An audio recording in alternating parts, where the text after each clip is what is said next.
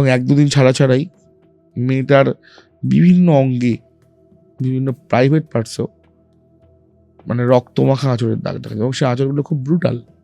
উনি বলছেন যে এরকম 1 বছর আগে থেকে ওনার সঙ্গে এরকম ঘটনাটা ঘটছে, শুরু হলো এরকম বলছে। তারপর থেকে বউয়ের ঘর আলাদা হয়ে গেল। ঘরই আলাদা হয়ে হ্যাঁ, গেল। বউ আর ওনার সঙ্গে সহবাস করতেন না, আলাদা করে থাকতেন শুধুমাত্র বাড়ির মধ্যে, এইটুকুই। বলছে তারপর থেকে উনি ফিল করা শুরু করলেন না, রাতে না ঘুম হচ্ছে না, রাতে ঘুম হচ্ছে না। বলছে আমি ঘুমোতে চাইছি, আমার ঘুম পাচ্ছে, আমি শুচ্ছি, যে জায়গায় আমি শুই এতগুলো বছর ধরে, জন্ম থেকে আমি ওই ঘরেই থেকেছি, সেই ঘরেই আমি শুচ্ছি, কিন্তু আমার ঘুম হচ্ছে না, মনে হচ্ছে না। হ্যাঁ, মনে বলছে আমি ঘুমোতে পারছি না দাদা, আমার ঘুমে চোখ ঢুলে আসছে কিন্তু আমি ঘুমোতে পারছি না। মানে এইরকম একটা সিচুয়েশন। বলছে দাদা ভাবুন আপনি আমি কতটা কষ্টে আছি। আমি বলছি কষ্টে আছি মানে? বলছে দাদা এটা তো আমার সঙ্গে এখনো হয়, আমি এখনো ঘুমোতে পারি রানিং। আচ্ছা, স্ট্রেঞ্জ। তারপর বলছে হ্যাঁ, এবং তারপর আমার সঙ্গে যেটা ঘটা শুরু করলো, আমার অর্থনৈতিক দিক থেকে হঠাৎ করে কোথাও কিছুতেই খুব ডাউন যেতে শুরু করলো। বলছে দেখুন আমি স্যালারিড পার্সন, আমার একটা ফিক্স স্যালারি রয়েছে, কিন্তু আমি তার সত্ত্বেও কোথাও গিয়ে এমন কিছু ভুল ডিসিশন নিতে শুরু করলাম, ভুলভাল জায়গায় ইনভেস্ট করে দিতে লাগলাম। বলছে একবার একটা পরিচিত লোক বললো ব্যবসায় ইনভেস্ট করতে, আমি কোথাও কিছু না ভেবে সেভিংসের প্রায় 5 লক্ষ টাকা আমি দিয়ে দিলাম, আমার টাকাটা ফ্রড হয়ে গেল। যেরকমভাবে আমি আস্তে আস্তে ইকোনমিক্যালি ভেঙে পড়তে শুরু করলাম, আমি ভুলভাল স্টকে ইনভেস্ট করে দিতে শুরু করলাম, দেখছি পুরোপুরি ডাউন হয়ে যাচ্ছে, আমি যাই করছি তাই গন্ডগোল হয়ে যাচ্ছে। বলছে এরকম হতে হতে একজন আমাকে বউ বললাম আমার তোমার সাথে কিছু কথা আছে। যে কি কথা? লোকের বয়স কত? হ্যাঁ, মিড এজ ভাই, মানে চাকরি বাকরি এখনো আছে, ওই 45-50 হবে, হয়তো 50 বছর বয়স হবে। পার্টিকুলারলি তো আমি ডেট অফ বার্থ দেখিনি, 50 বছর তো হবেই, চাকরি বাকরি করেন। বলছে একটু শোনো, তোমার সাথে কথা আছে, বউ বলেছে আর কি। আমি গেলাম, হ্যাঁ বলো কি হয়েছে। তোমার মেয়ে তো জানি না কি কোথাও কিছু করছে কিনা, বাট আমি আজকে খেতে বসে দেখলাম ওর মানে ঘাড়ে আঁচড়ের দাগ দেখতে পেলাম। মেয়ের বয়স কিরকম? 16 বছর, যে সময় আমি ঘটনা শুনেছি, আগের বছর। ওরা এখন তাহলে 17-18 হবে হয়তো। আর সবাই আর কি এইচএস দিয়েছে আর কি, ঠিক আছে। বলছে 16-17 রেঞ্জে। হ্যাঁ হ্যাঁ, বলছে ঘাড়ে একটা আঁচড়ের দাগ দেখতে পেলাম এরকম। বলছে যে আঁচড়ের দাগটা 3টে আঙুলের দাগ।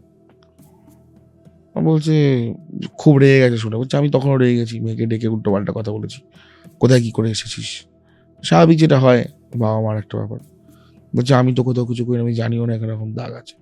তারপরের দিন এসে আমার মেয়ে বলছে মা আমার দেখো তো পেটে কিরকম জ্বালা জ্বালা করছে, এখানে আমি আবার এরকম আঁচড়ের দাগ পেয়েছি, 3টে আঙুলের দাগ, এবং ওই 3টে আঙুলের দাগ এরকম ভাবে এরকম কাটা চেরা দাগ। এবার যেটা হতে লাগলো, বলছে যে প্রথম আমি বুঝতে পারছি না কি হচ্ছে, কি ঘটনা ঘটছে, আমি তো মেয়েকেই দোষারোপ করছি, কোথায় কি করে আছে। মেয়েও খুব মোরালি ডাউন হতে শুরু করলো, এবং 1-2 দিন ছাড়াই মেয়েটার বিভিন্ন অঙ্গে, বিভিন্ন প্রাইভেট পার্টসেও মানে রক্তমাখা আঁচড়ের দাগ দেখা যায়, এবং সেই আঁচড়গুলো খুব ব্রুটাল, মানে খুব ডিপ কাট, যার জন্য রক্তটাও। হ্যাঁ হ্যাঁ, এবং মেয়ে অদ্ভুত ব্যাপার, মেয়েটাই সেই মাকে বলছে, বাবাকে বলছে আমার কেন এরকম হচ্ছে। স্বাভাবিক, যদি কিছু না করে তারপরে এই জিনিসটা হওয়া তো ন্যাচারাল একদমই না। বলছে আমার কেন এরকম হচ্ছে, আমার কেন এরকম হচ্ছে। আমি আমি আমার আমার আমি কেন এরকম হচ্ছে বুঝতে পারছি না। তো তারপর থেকে বউ, ওনার যে বউ ওয়াইফ বলে ঠিক আছে মা তুই তাহলে একটা কাজ কর, তুই আজকে থেকে আমার সাথেই শো। আলাদা শুতো? হ্যাঁ, মেয়ের রুম তো ভাই বড় হয়ে গেছে, একটা আলাদা রুম ছিলই। তো তারপর থেকে বললো যে ঠিক আছে তুই মায়ের সঙ্গেই শোতে হবে। বললো যে ঠিক আছে। তো মায়ের সঙ্গে যখন থেকে শুরু করলো, তখন সেরকম আর এফেক্টস কিছু আর মানে হয়নি, যে মানে আঁচড় টাচড়ের দাগটার পাওয়া যায়নি। মা বললো যে তাহলে নিশ্চয়ই অন্য কোনো ব্যাপার আছে, হয়তো ওর কোনো রিলেশন আছে, হয়তো কিছু হয়েছে। কিন্তু তাও মা মানে মানতে চাইছে না যে ও অন্য কোনো কারণে বা কোনো অলৌকিক ব্যাপার তো মাথাতে আসেইনি, কিছু আসেইনি।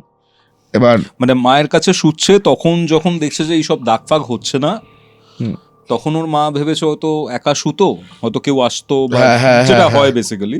হ্যাঁ, তো হয়তো ঘরে কেউ লুকিয়ে ঢুকতো, তার সাথে কিছু হতো। আর মানে জিনিসটাকে ম্যানেজ করার জন্য ও নিজে থেকে এসে হয়তো নিজে থেকে এসে বলছে, মা এটা ভাবে সাইকোলজি যেটা হয়।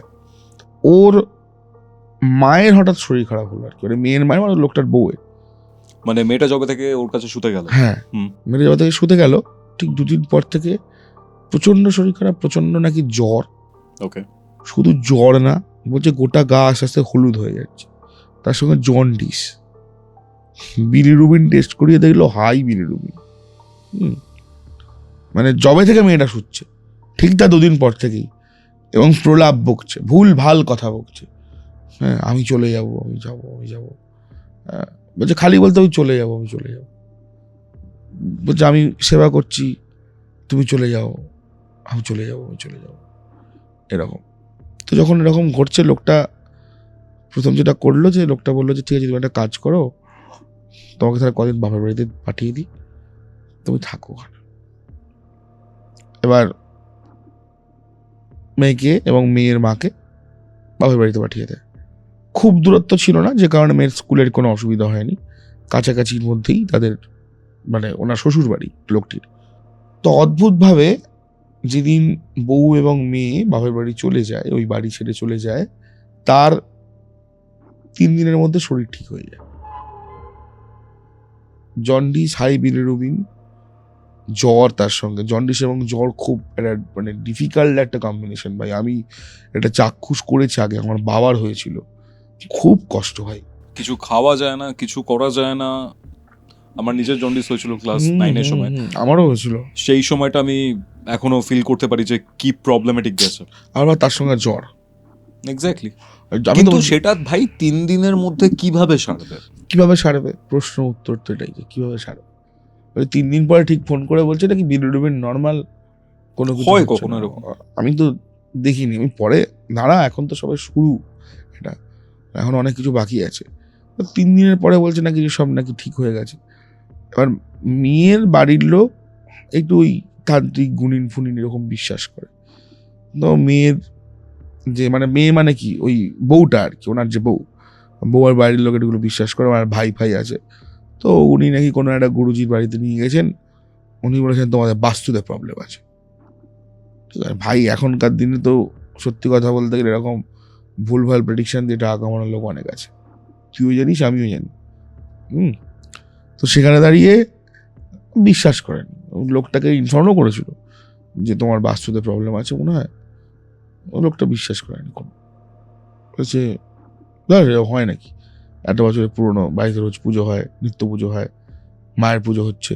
তার থেকেও বড় কথা, এত বছরের বাড়ি যদি বাস্তুতে প্রবলেম থাকতো তাহলে এত বছর কোনো প্রবলেম হলো না। হ্যাঁ, হুট করে বাস্তুতে প্রবলেম, হুট করে বাস্তুতে প্রবলেম, কি বলবো না কোনো। বলছে তো ওদের বাড়ি বাস্তু মতেই বানানো বাড়ি, আগেকার দিনে তো তাই হতো। হ্যাঁ, বলছে আমাদের কুলপুরোহিত এক্স্যাক্টলি, বলছে আমাদের কুলপুরোহিত ছিল, তিনি এসে সমস্ত কিছু করেছেন। ঠিক মানে এলিমেন্টাল কোনো জায়গাতে প্রবলেম হওয়ার না, ঈশান কোণে বাথরুম নেই, দক্ষিণ পশ্চিমে বাথরুম নেই, হ্যাঁ, ঠাকুর ঘরের জায়গায় ঠাকুর ঘর, রান্নাঘরের জায়গায় রান্নাঘর, একদম পুরো প্ল্যান মাফিক যেরকম হয় সেরকম পুরো করা। হ্যাঁ, বাড়ির ইভেন উনি ওনাদের মানে যে বাড়ির যে রং বাইরে থেকে, সেটা ওনাদের সঙ্গে ম্যাচ করেই করে, এবং সেই রং অনুযায়ী সব কিছু আছে এখনো পর্যন্ত। ওনারা রং করালে ওই রঙই করান, ঠিক আছে। একটু বাইরেটা হচ্ছে একটু ইউলোইশ টাইপের, মানে বেজ কালার। হ্যাঁ, বাইরের দিকটা আর কি, তো এরকম টাইপেরই রং করা। তো বিশ্বাস করে না, ধর ভাওতা দিয়েছে তুমি বাড়ি এসো, মানে বউয়ের মনে ওটা ঢুকে গেছে না, আমি বাড়ি যাবো না। কে বলেছে ভাওতা দিয়েছে? মানে ওই হাজব্যান্ড? হ্যাঁ, হাজব্যান্ড মুখে বলছে তোমাকে ভাওতা দিয়েছে, এগুলো বিশ্বাস করো না তুমি, চলে এসো বাড়ি, চলে এসো, ঠিক হয়ে যাবে। এবার বউয়ের মনে ঢুকে গেছে যে আমি বাড়ি যাবো না, মেয়েও বাড়ি যাবে না, আমিও বাড়ি যাবো না। তুমি এমনিতেও তোমার মানে ব্যবহার ঠিক নেই, তুমি আগে নিজে শোধরাও, নিজেকে পাল্টাও, তুমি যা করেছো সেগুলো পাল্টাও, মানে যেটা হয় আর কি। দেখ, out of sight out of mind এমনিই বলে। এত বছরের সম্পর্ক, হঠাৎ করে বউ বলছে আমি আর যাবোই না, সংসারই করবো না তোমার সাথে।